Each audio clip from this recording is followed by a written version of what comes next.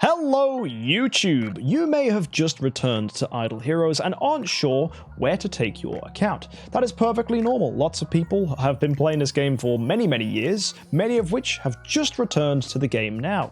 Or maybe you just want to see chaos, in which case join us for this as well, as we're going to be taking a look at an account that has just come back, but they haven't played since the highest level you could get a hero to was E3, and that was when they started. So this account is so fledgling, it may just blow your mind. This is pre-E5.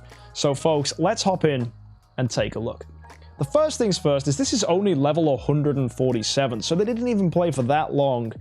And we have VIP 2, which is pretty nice. So you spent a little bit of money. You have 1.1 billion gold and 29,000 gems. So you're in a really good spot. A lot of people ask the question when you come back to the game, should you just start again?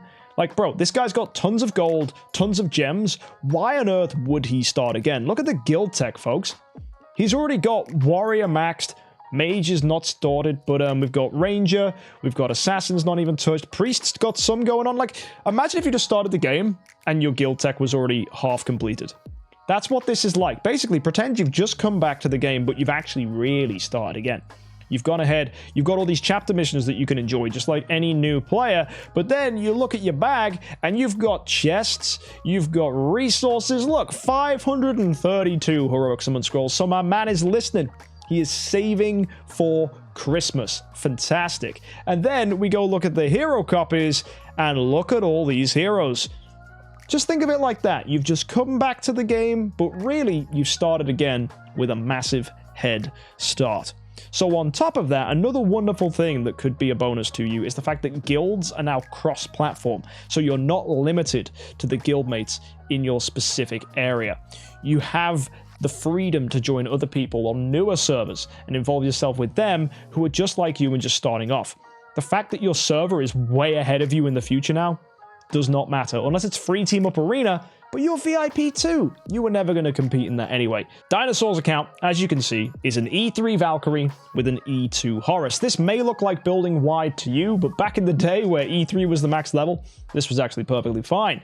And on top of that, Valkyrie, you said already to me in a DM, I don't really want an E5 Valkyrie. You might have to, because you can't get copies of the new heroes. You've already told me that. You've come back, you do not have copies of newer heroes. And this is the problem. Lots of people go, oh, but I don't want to build the other heroes I've got. Look, dude. You've got to build the heroes you've got. That's the truth.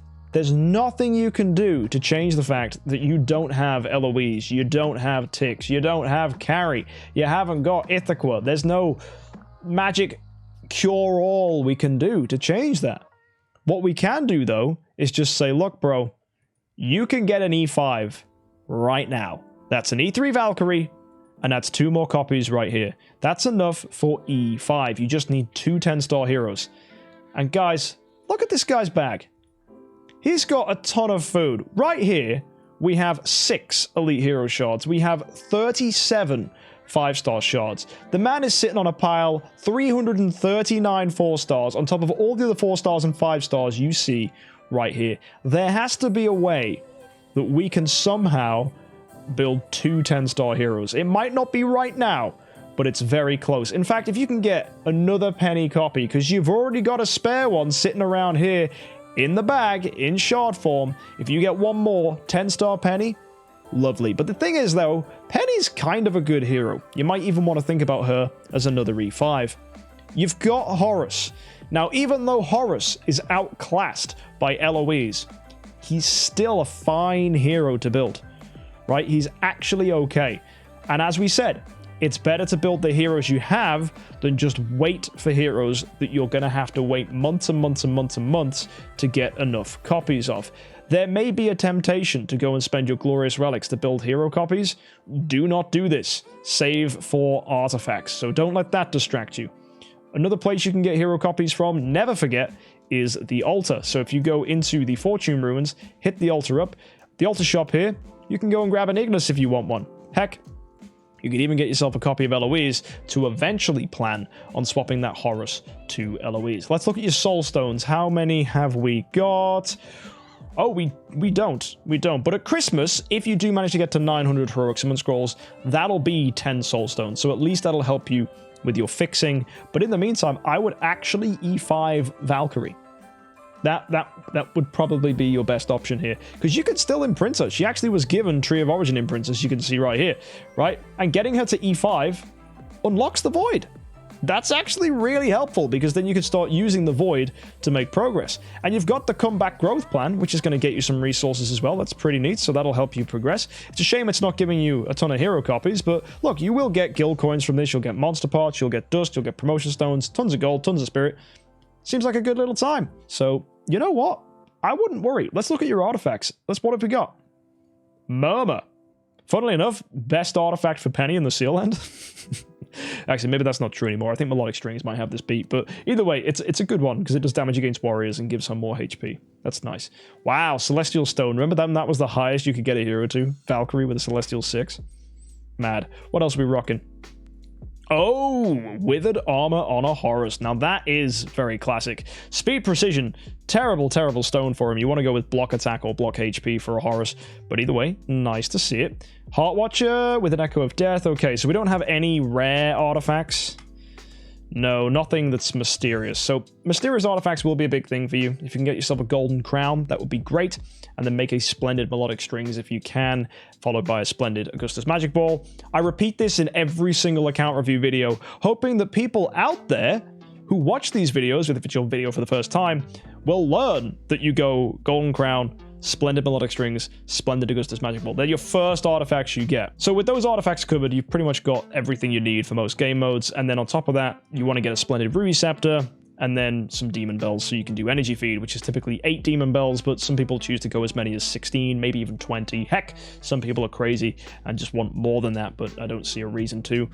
12 is like the perfect number. 12 is just perfect for free-to-play players, and I think that gets you things covered most consistently, because you can either choose to have 4 Radiant Demon Bells or 3 Splendids, and different amounts of energy feed will work well for you. And if you look around, yeah, we got a lot of 6 stars here. We've got a lot of 5-star heroes. I don't know if you quick upgraded to 6-star. I think you probably did. You probably didn't quite know what the Fortune Room was doing, and you were like, woo, quick upgrade to 6-star. You just built a ton of 6-star heroes. Don't do that. That's very silly. What you want to do is use your 5 stars to feed up, right? I know you're looking at this and you thought, oh, maybe I needed to make some bag space. Just something like that. I don't know. But you actually now have no chance of, I guess, compressing this food. What you could do, actually, if you get another 3-star hero in the Shadow faction, build another 5-star Deathsworn, and then you could use the food you have to build a 9-star Deathsworn and use him as food, right? To make another 10-star. Ideally, though, you'd want 5 copies of someone in the Shadow faction, or in all the other factions, so that you can go ahead and build some 10 stars, because this account is not short on food, right? We have a lot of 5 stars. You did something crazy with these Dragon Slayers. I do not know why you made 2 7-star Dragon Slayers. This is the height of Mount Stupid. I don't know, right? It's wild, because now you need more Dragon Slayers to make both of them 9-star. You've already got one here, but ideally we'd make someone like Dragon Slayer 10-star. So you've just forced yourself to need Dragon Slayers. I don't know why you did it, but you did. So Chin Boy is needed for this account.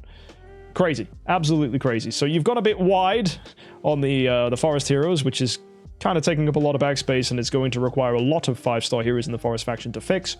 But there is a solution. Don't worry, it can be cured. Heart Watcher, lovely 9-star, increases your damage. And overall, this account is kind of good, right? It's kind of fine, right? You've come back. You've just got stuff. It's a bit of a mess, sure. It needs tidying up. It's like you've just moved into a new house. But if you can see the vision for where to take this, it's actually not terrible. On top of that, we've got Aspen here, so you could build a 9-star Aspen. You've got another in the bag. We've got Elite Shards here, so when Heroic Miracle comes along, you could even pop that out, build yourself a 10-star Aspen. Aspen is the easiest Dark hero to get. They give him a lot because he's a Transcendence hero, so you might even be able to build him as a first E5, and he's a very, very good first E5 for that. And he'll have some synergy with Horus as well, because he's a warrior as well, so that's nice. But then eventually you will want to pivot into, ideally, having Eloise. she's a really, really good hero, or maybe you just want to ignore that entirely and build entirely your own way, that's fine too. For more information on LOEs, we actually have an account review called I Turned This Idle Heroes Noob into an Idle Heroes Pro. That's where I took someone's account, which was an absolute mess, and built him an account that focused on LOEs. So if you want information on how to do that, go check out that video. That should be useful for you. And this account, though, I think you've just got to accept that E5 Valk is the solution. And E5 Horus, not that bad. You can imprint both of them. Hopefully they'll be decent for their own seal lands. In the case of Valkyrie, you'll probably want another hero to help. You're probably going to go with someone like Olivia or Rogan. They're very reliable. And in the case of the Shadow faction, Horus can actually do seal land on his own. Just get some Tixes to help out. That'll be fine. I know there's a lot of these heroes' names that probably mean nothing to you because you haven't played since the most recent hero was Horus. So, yeah, you're probably in a funny position with that one. Aspen actually was probably the recent release. He came out that Christmas. You might have an Ada. No, yeah, so Aspen was probably the newest hero for you, which was the Christmas of 2018. Wow, almost 4 years ago. You did get Pennies, actually, though, so maybe Penny was the recent one. That was anniversary of 2019. I can't quite pin down where you left, but you definitely left a little bit early. Maybe it was E5 came out and you were like, screw it, I'm not going to play anymore. That actually happened. A lot of people kicked their dummies out the prams over E5. So whenever you hear people moaning about the release of the Void or the release of new stuff in Void campaign, I'm sick of it. It's the same thing over and over and over again. New thing came out. I'm sad. I'm gonna quit. The big thing though is the Void update was a problem, right? Because it was like everything you've spent so far doesn't matter. Spend $2 grand and we'll give you a Sword Flash. And Sword Flash was the only Transcendence hero. So that was messed up, right? That was really, really, really messed up. But apart from that, most of the other changes that have happened to the game have been fairly balanced. But no, yeah, the release of Sword Flash was just stupid because lots of people did spend $2 grand the day she came out and built her, and everyone else who was competitive in PvP, because before the Void, PvP actually was good. It didn't matter how much you spent. There was a PvP meta that a VIP 6 could compete with a VIP 13. That was actually the case. But then Sword Flash came out, and then Wales were like, haha, you VIP 6s can't compete with us anymore. Lol. And also Sword Flash was the only imprintable hero at the time.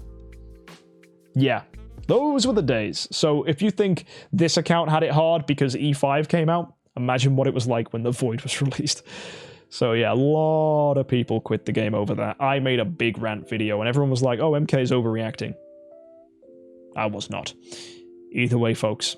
This account, it's looking fine. You've just got to tidy things up. E5 Valk, push on the heroes you can. And my advice, go watch some videos about the different heroes that have come out since you started. I would say it's probably best to watch the videos that I have done, which are Idle Heroes Explained, where I explain every single hero in the game that's worth building, how to build them, what to use them on, and hopefully that will give you some inspiration on where to take the account. Please go ahead and ask as many questions as you can so you can learn as much about the game as possible, but really, you are forced to build the heroes you have.